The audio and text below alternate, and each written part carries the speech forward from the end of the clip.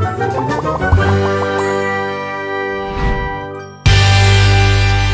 Stories की दुनिया। चालाक डाकू। पिछली किस्त में आपने देखा कि रॉकी और सेना ठाकुर चुड़ैल को सब कुछ बता देते हैं, तो चुड़ैल बिट्टू की मदद करने जेल में जाती है और बिट्टू को सच के चश्मे का पानी लाने के लिए कहती है और वहाँ से गायब हो जाती है। अगले दिन सोना अपनी सास को कहती है, अम्मी जान, मैं पुलिस स्टेशन जा रही हूँ बिट्टू से मिलने। अच्छा बेटा, उसे मेरा सलाम देना और कहना तुम्हारी अम्मी तुम्हें बहुत याद कर रही हैं। फिर सोना बिट्टू से मिलने पुलिस स्टेशन पहुंच जाती है। बिट्टू जी, मुझसे आपकी ये हालत बर्दाश्त नहीं हो रही। सारे गांव वाले भी बहुत परेशान हैं। बेगम, मुझे माफ कर दो। तुमने उस दिन मुझे बहुत रोका था कि दरवाजा ना खोलो, लेकिन मैंने उस दिन तुम्हारा मजाक बनाया। आज मेरा मजाक बना हुआ है। अब हम क्या करें? यहाँ आप फंसे हुए हैं और वहाँ सब जश्न मना रहे हैं कि डाकू और उनका गैंग पकड़ा गया है। वहाँ मेरा भी गैंग है। आप मजाक मत करें और यहाँ से निकलने के बारे में सोचें। सोच लिया मैंने और चुड़ैल बाजी ने। लगता है आप सदमे से पागल हो गए हैं। बेगम, मैं सच कह रहा हूँ, एक चुड़ैल बाजी मेरी मदद करने आई थी। बिट्टू अपनी बीवी को सारा किस्सा सुनाता है। ये तो बहुत अच्छी बात है, इस तरह तो वो डाकू पकड़े जाएंगे। हाँ बेगम, बस तुम दुआ करना मेरे लिए, मैं खैर खैरियत से वापस आ जाओ। आप फिक्र मत करें, सब ठीक हो जाएगा। बस आप जल्दी जाना और जल्दी आ जाना। अरे बेगम, मैं जिनके पास जा रहा हूँ सच का पानी लेने के लिए, किसी सब्जी मंडी में नहीं जा रहा सब्जी लेने के लिए। हाँ ठीक है, आप अपना ख्याल रखना, मैं अब चलती हूँ। फिर सोना वहाँ से चली जाती है और जब रात होती है तो वही चुड़ैल बिट्टू के पास आती है। आए आए चुड़ैल बाजी, आप ही का इंतजार कर रहा था। बड़ी देर कर दी मेहरबान आते आते। बिट्टू, ये आशिक मिजाज बनने का टाइम नहीं है। तुम तैयार हो जाने के लिए? जी जी चुड़ैल बाजी, मैं बिल्कुल तैयार हूँ। फिर चुड़ैल बिट्टू का रूप बदल लेती है और बिट्टू को बाहर निकाल देती है। अब बिट्टू तुम जाओ, मैं यहाँ पर तुम्हारा इंतजार कर रही हूँ। फिर बिट्टू पुलिस स्टेशन से बाहर निकलता है और सोचता है, यार क्यों ना मैं रात घर जाकर गुजार लूं, फिर सुबह होते ही वो पानी ढूंढने के लिए निकल जाऊंगा। फिर बिट्टू अपने घर चला जाता है तो उसे देखकर उसकी बीवी और माँ बहुत खुश हो जाते हैं। आ गया मेरा बेटा, मेरा लाल।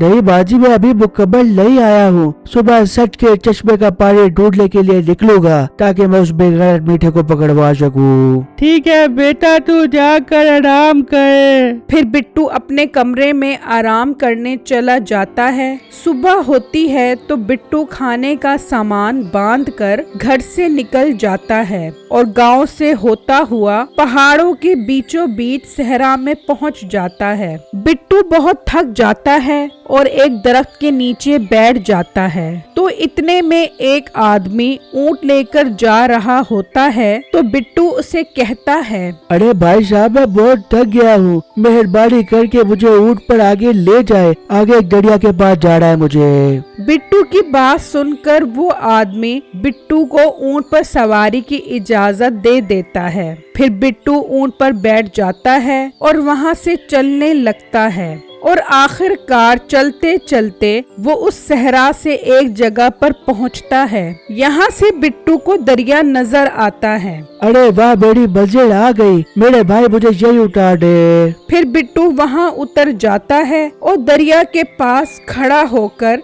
अपने थैले में से बोतल निकालता है और दरिया में कूद जाता है। कुछ नीचे आने पर उसे दरिया में एक जगह नजर आती है जहाँ से पानी निकल रहा होता है। बिट्टू उस जगह पर चला जाता है। अरे वाह, ये तो सच का पानी है। अब मैं इस पानी को भर लेता हूँ। फिर बिट्टू उस पानी के पास जाता है और उसे भरने लगता है तो एकदम वही जिन आ जाता है। बिट्टू उसे देखकर डर जाता है। अरे बस सूरज जिन भाई, मुझे कुछ मत कहना, मैं बहुत परेशान इंसान हूँ। इंसान, तेरी जुर्रत कैसे हुई मेरे महल में आने की? मैं बस सूरत हूँ ना, अब मैं तुझे बताऊंगा। जी अंकल, आप तो बहुत हसीन है, बिल्कुल शहजादों की तरह लग रहे हैं। मैं तो बस आपसे मजाक कर रहा था, आप तो माहिर ही कर गए। मेरे घर में आज दिनों की दावत है, आज तेरा गोश्त पकेगा इसमें। हा हा हा। जी अंकल, ऐसा ना करे, दावत है तो मुर्गी का गोश्त खिलाए, बेड़ा को खिला रहे हैं। मशवरा नहीं मांगा मैंने तुझसे। जिन बिट्टू को पकड़ने लगता है तो उसकी नजर बिट्टू के गले में लॉकेट पर पड़ती है। तेरे हार में जो लॉकेट है ये तूने कहाँ से लिया? ये तो मैंने हमारे गांव के जोड़ी से लिया है। इस लॉकेट में जो मोती है ये बहुत कीमती है, तुझे इसकी अहमियत का नहीं पता होगा। ये हमारा खानदानी मोती है, ये मुझसे गुम हो गया था, तुम मुझे ये वापस कर दो प्लीज। ठीक है, लेकिन फिर जिन अंकल आप मुझे यहाँ से जाने देंगे? हाँ जरूर, मुझे बस ये मोती दे दो। फिर बिट्टू जिन को वो मोती दे देता है और चश्मे से पानी भर कर गाँव वापस आ जाता है और मीठे को पानी पिलाने की तरकीब बनाता है।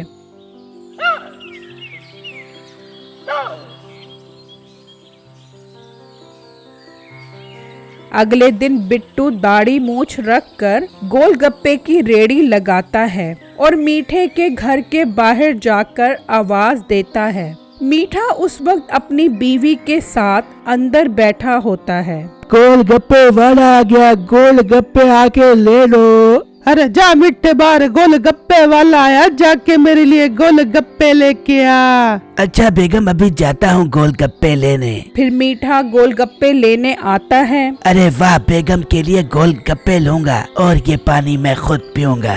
फिर मीठा वो पानी पी जाता है और बिट्टू वहाँ से चला जाता है और थाने जाता है तो पुलिस उसे देखकर हैरान रह जाती है कि ये तो बिल्कुल उसकी शक्ल का है। पुलिस भाई, आपने मेरे भाई को पकड़ा हुआ है, वो बिल्कुल बेकसूर है, असल चोर तो वो ताजर ही है। अगर आपको मेरी बात पे यकीन नहीं आता तो उसे थाने बुलवाओ, वो खुद सच बताएगा आपको सब कुछ।